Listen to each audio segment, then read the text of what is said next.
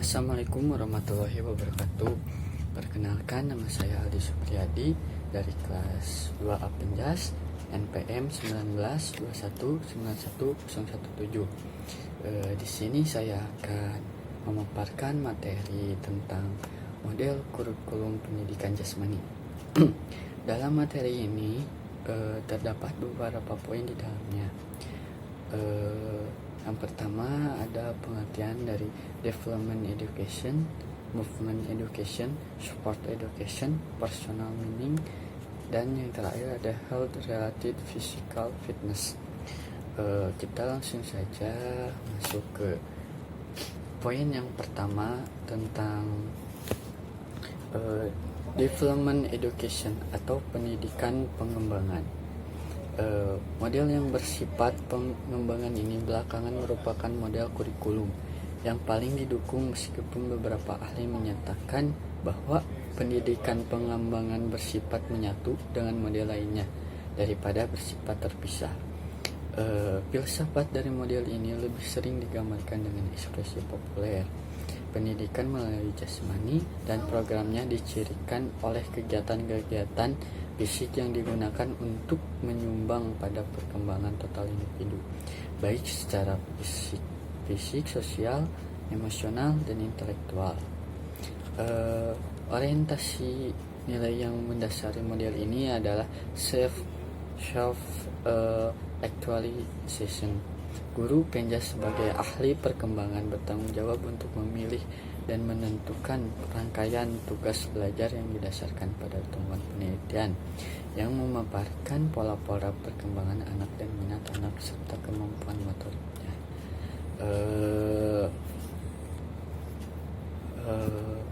Yang selanjutnya, poin yang kedua ada movement education atau pendidikan gerak.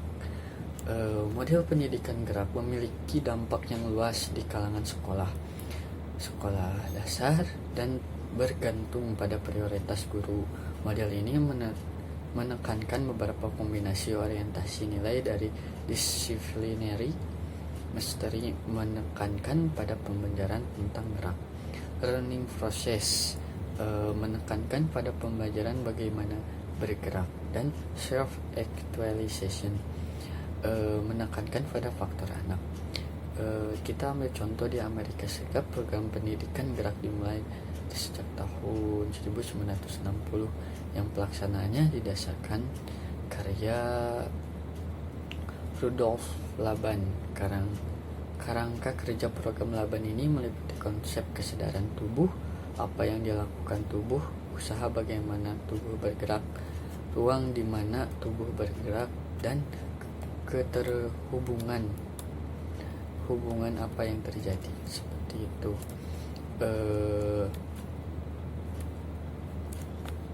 Menurut Jewett dan Bain 1985 menunjuk bahwa upaya mengajar pendidikan gerak telah dikritik dalam hal tidak ditemukannya klaim tentang transfer belajar, dan juga mengakibatkan menurunnya waktu aktif bergerak yang disebabkan oleh penekanan berlebihan dan atau pada pengajaran konsep gerak. Kritik lain telah menunjukkan lemahnya bukti empiris untuk mendukung praktik penggunaan gaya pengajaran penemuan untuk mengajarkan keterampilan berolahraga, seperti itu. Poin yang ketiga ada sport education atau pendidikan olahraga.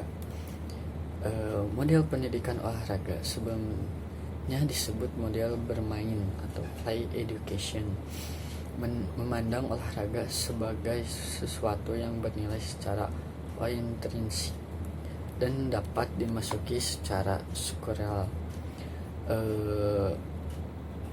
Perintis dan pendukung dari model ini menyatakan bahwa tujuan utama dari model pendidikan olahraga adalah membantu siswa menjadi pemain yang terampil dan bersifat sportif. Dengan penggunaan model ini, pendidikan jasmani dikonseptualisasikan dan diimplementasikan dengan cara agar pengalaman siswa dapat menyerupai pengalaman para peserta dari program olahraga antar sekolah atau antar negara.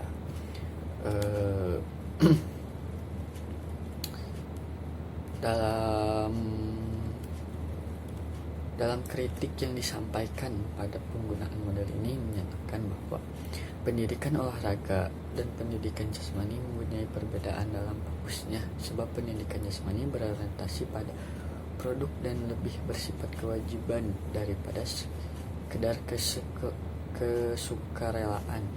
Kritik lain ditunjukkan pada asumsi para penganut aliran ini yang mempercayai bahwa keterampilan meningkat akan menambah kecenderungan untuk berpartisipasi dalam kegiatan fisik, sebagai keyakinan bahwa perilaku olahraga yang dipelajari pada masa muda akan dipertahankan hingga dewasa. Kita langsung saja masuk ke poin yang keempat, ada personal meaning atau pendidikan kebermaknaan pribadi. Model kurikulum personal meaning memastikan bahwa agar pengalaman siswa bersifat mendidik, maka pengalaman itu harus mempunyai makna dan keberartian untuk seorang individual.